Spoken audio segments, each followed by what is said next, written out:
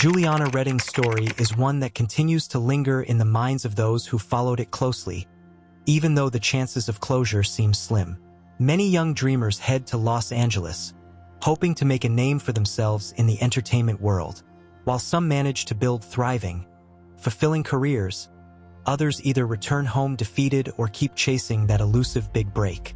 One of those dreamers was 21-year-old aspiring actress Juliana Redding, who moved from Arizona to Santa Monica in 2005. However, her path would take several shocking turns before ending in tragedy.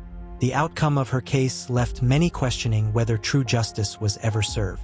Today, Juliana's family continues to grapple with the painful reality that the person responsible for her brutal death may never be fully held accountable. Let's dive into the case. By all accounts, Juliana Redding had a happy and fulfilling childhood in Tucson, Arizona, where she attended Sal Point Catholic High School. After graduating, she decided to move to California to pursue modeling, while also staying relatively close to her family. Juliana had once told her parents, Patricia and Greg, that she hoped to open a boutique someday, though her ultimate dream was to build and run her own business. Even after relocating to Los Angeles, Juliana remained very close to her family. She called her parents regularly to share updates about her life and future plans. They often exchanged text messages, and she occasionally returned to Tucson to visit them. By 2008, Juliana was enrolled at Santa Monica College and living independently in a cozy bungalow in Santa Monica. While pursuing modeling and acting opportunities, Juliana worked as a waitress to help support herself. She seemed content with her life at the time, but everything took a tragic turn on March 16th of that year. It all began when her mother, Patricia, realized she couldn't reach her daughter. What's known is that on March 15th, Juliana had gone out to play golf before returning home to her bungalow, where she spent the evening watching TV, mostly Seinfeld reruns. The next evening, Patricia received a call from Juliana's neighbors, who said they hadn't seen her all day. They mentioned that her dog was still inside the bungalow, but the house itself seemed eerily quiet and empty. Growing increasingly anxious, Patricia kept calling Juliana's phone, hoping she would answer, but the calls went unanswered, and Juliana never called her mother back. At first, Patricia assumed Juliana was just busy and would call back later. But by 6 p.m., after still hearing nothing, she felt something was terribly wrong. She decided to contact the police and requested a welfare check, explaining the situation in detail. Officers arrived at Juliana's bungalow and examined the outside, initially finding nothing out of the ordinary. Her car was still parked in the driveway, a sign that she should have been home, yet there were no sounds or signs of movement inside. When officers entered the house, however, they immediately sensed something was off. A strong odor of natural gas filled the air, and they noticed a candle burning near the main entrance. Upon investigating further, they discovered that the gas smell was coming from the stove, which had been left on intentionally. However, the burner hadn't been lit, meaning the entire bungalow was essentially a ticking time bomb. Then, officers made an even more horrifying discovery.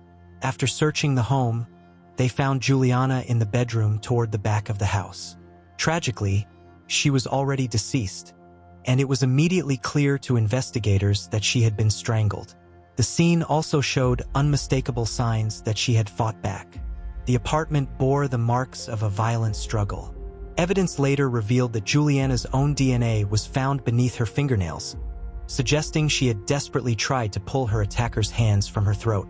While there were few clues pointing to who was responsible, one fact stood out. Whoever broke into the home had deliberately turned on the gas in an apparent attempt to blow up the bungalow and destroy any trace of their presence. Had the intruder's plan worked, much of the evidence at the scene would have been destroyed. The gas from the stove was clearly meant to ignite from the nearby candle and cause an explosion. Fortunately, because of the bungalow's older construction, the gas never accumulated enough to detonate. Investigators then began reconstructing what they believed happened in Juliana's final moments.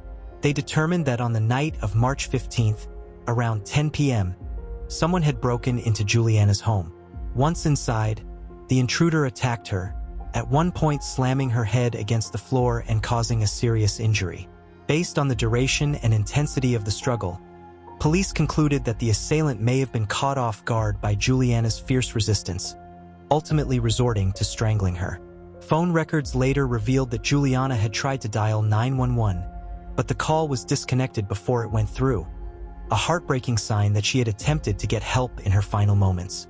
The neighbors who had contacted Patricia told police they hadn't noticed anything particularly strange in or around the bungalow, though they did recall hearing furniture being moved and someone shouting around 9:53 the night before. Unfortunately, they hadn't thought much of it at the time. As they explained later, nothing had seemed especially out of place. It could have easily been a small gathering or a minor argument. At the scene, investigators collected several pieces of crucial evidence, including multiple DNA samples found on Juliana's clothing, her throat, her phone, and the front door. It would take some time for the lab to process these samples and identify who might have been inside her home.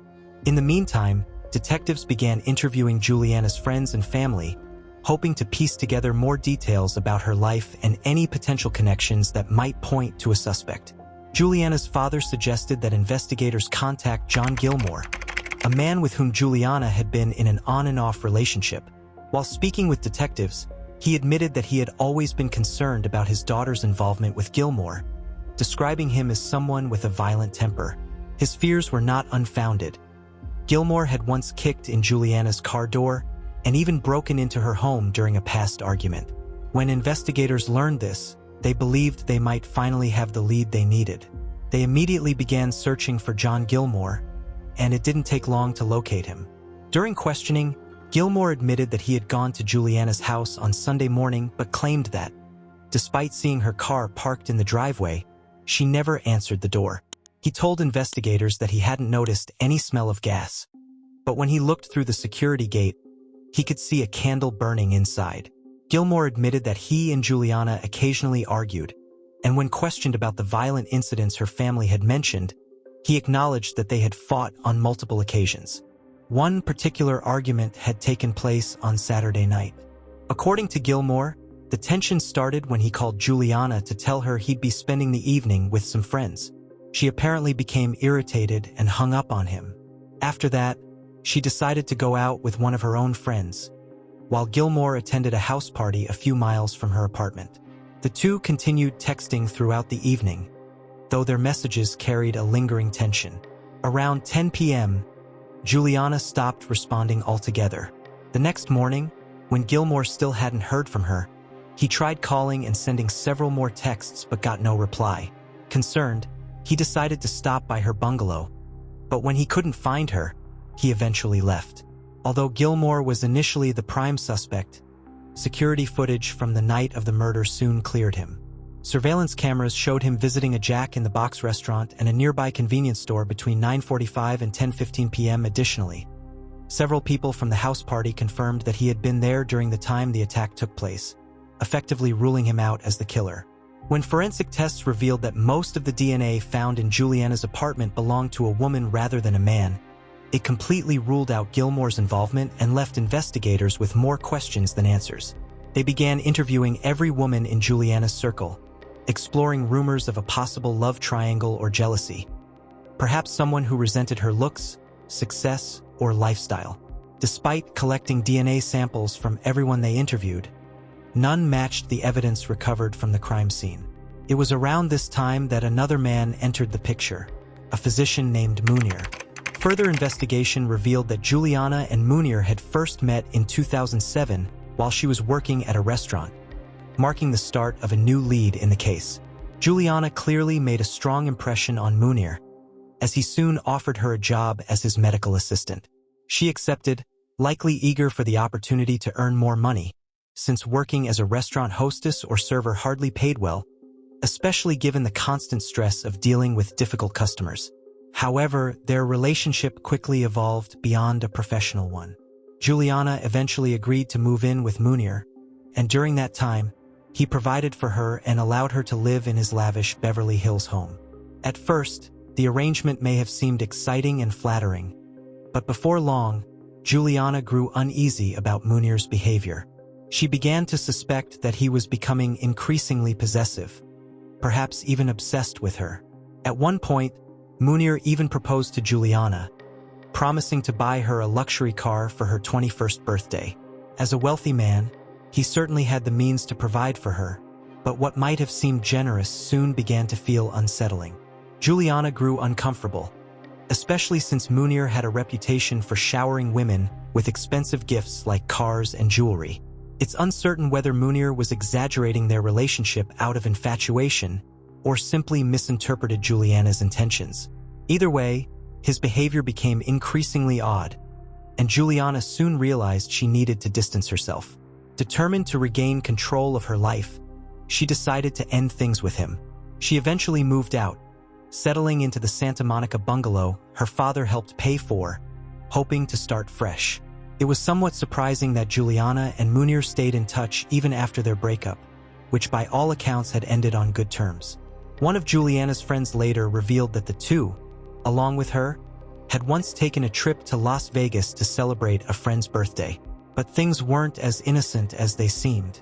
When Juliana's father decided to look into Munir's background, he uncovered something deeply unsettling. Munir was not only married but also had 3 children living in Lebanon. When he told Juliana what he had found, he was certain that Munir's family had no idea about her or the other women he had been involved with. The revelation left Juliana shocked and heartbroken. She immediately told her father that she wanted nothing more to do with Munir. It was likely the right decision to cut ties completely and tell him never to contact her again. Despite the tension between them, Juliana's father, Greg, who worked as a pharmacist, continued to stay in contact with Munir. The two had been collaborating on a business venture, but the deal ultimately fell apart after Greg began to suspect that Munir might be running his operations in a questionable, possibly illegal way. As more information surfaced, it became increasingly clear that Munir was not the respectable professional he had pretended to be. Investigators couldn't ignore the unsettling coincidence that Juliana's death occurred just a week after the business deal collapsed. This timing led them to suspect that Munir might know far more than he was letting on. However, his DNA was not found at the crime scene, and by that time he had already left the country, making it impossible for police to question him immediately. In the meantime, they decided to dig deeper into his background, and what they found would raise even more suspicions.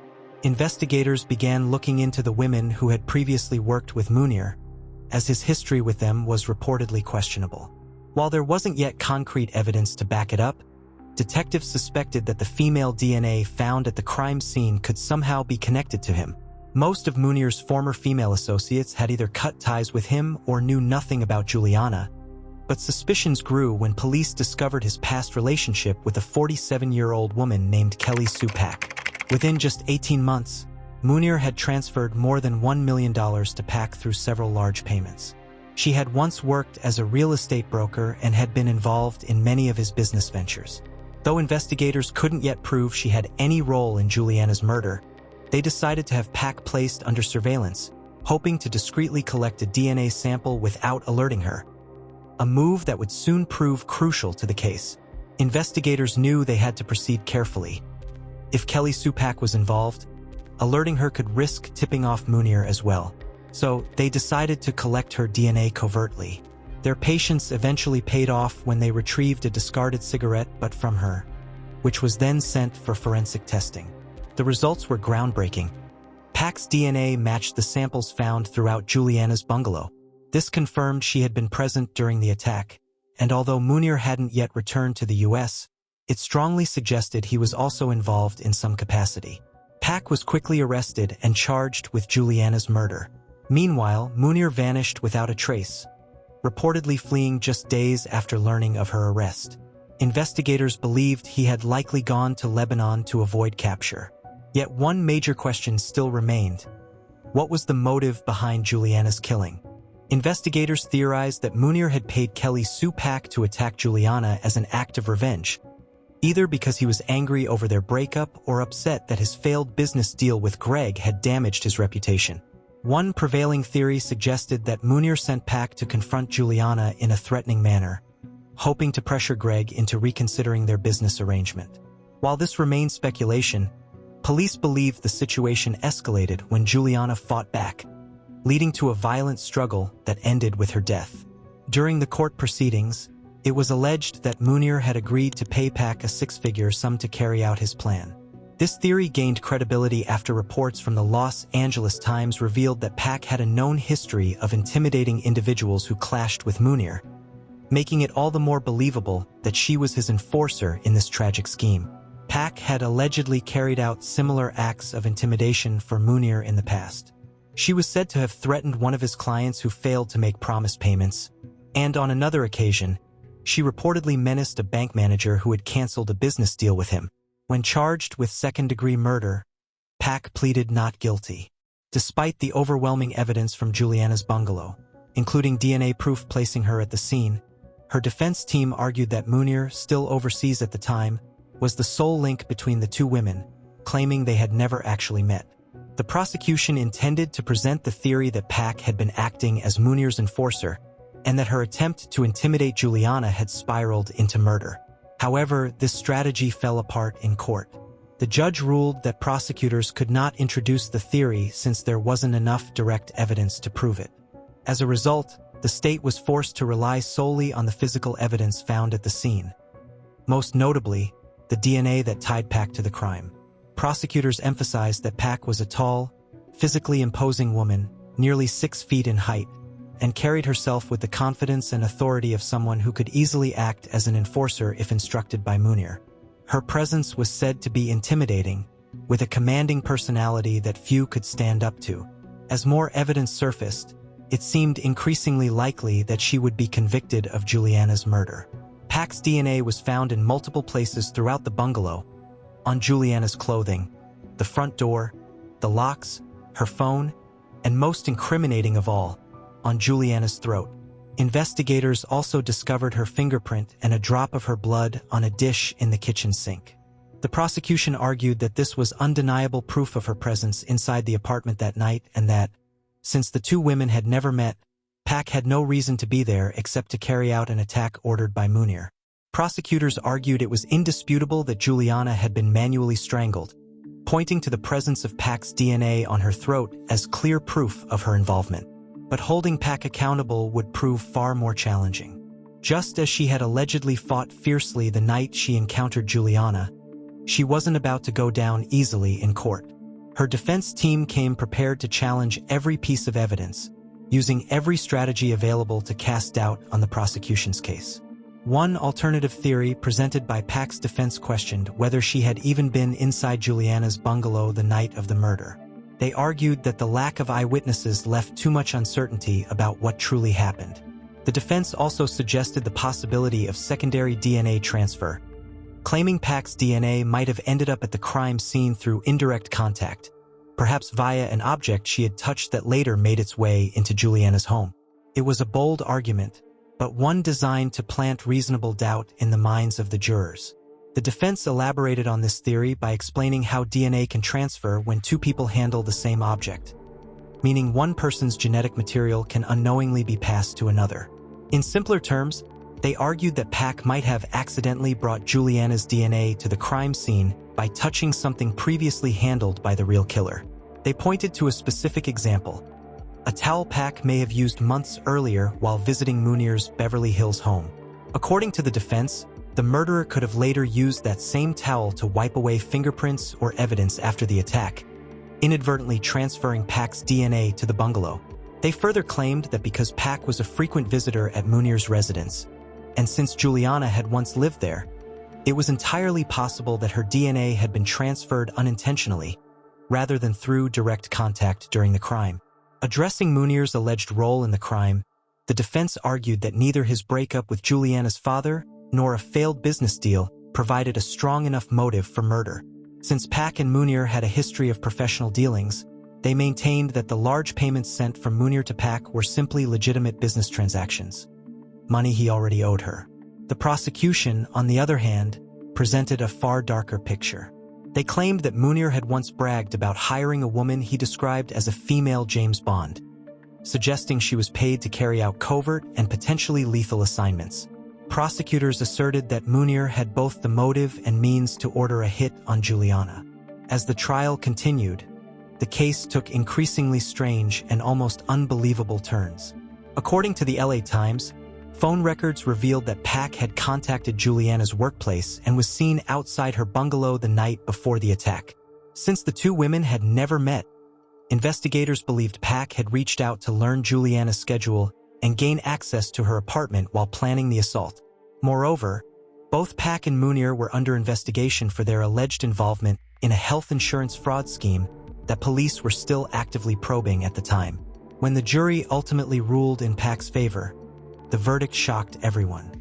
The trial had dragged on until 2013, an unusually long time for such proceedings.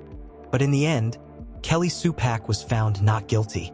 As she left the courthouse, Juliana's friends and family erupted in anger, shouting that Pak knew she was guilty and that justice had gone terribly wrong. In the end, no one was ever held accountable for Juliana's death, and the one man who connected all the key figures in the case was never even questioned, simply because he had vanished. The verdict left Juliana's family heartbroken, understandably devastated. They released a written statement expressing their deep sorrow and frustration over the absence of justice. To make matters worse, Lebanon, Munir's home country, has no extradition treaty with the United States and is known for shielding its citizens from foreign prosecution. This meant Munir would never face consequences for his alleged role in the crime as long as he stayed there. Her family struggled to comprehend how such overwhelming evidence against both Pak and Munir failed to secure a conviction. Over time, they've tried to come to terms with the court's decision. Juliana's mother, Patricia, now spends time painting in her daughter's room, a quiet act that helps her feel a small, lingering connection to Juliana. Even after all these years, Patricia says that painting has become her way of coping, a form of emotional release that allows her to create her best work when she's feeling most vulnerable. At times, she feels as though she, Greg, and their son Patrick are still trapped in 2008, the year of the attack, unable to fully move on, still haunted by the fact that Pak and Munir walked free. Still, Patricia has managed to find a renewed sense of purpose through her art and her journey of recovery from breast cancer. She's learned to search for light even in the darkest moments. As for Munir, he is believed to have reunited with his real family in Lebanon after fleeing the United States, and he continues to insist on his innocence to this very day.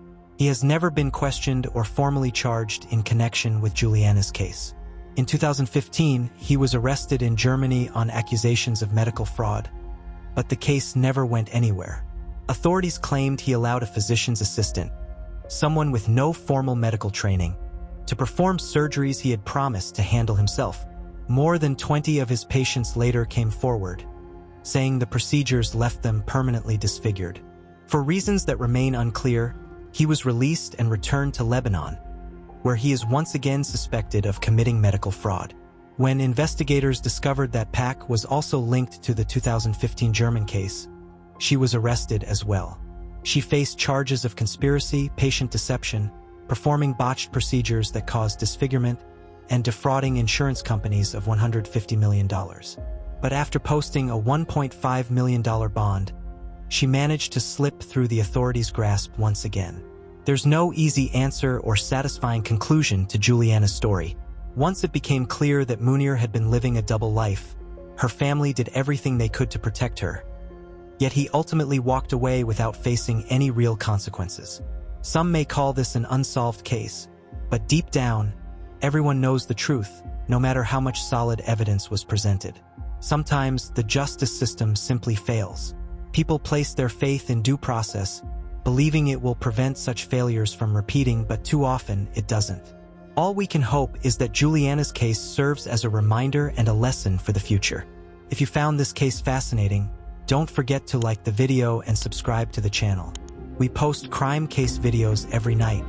Until next time, stay sharp, stay vigilant.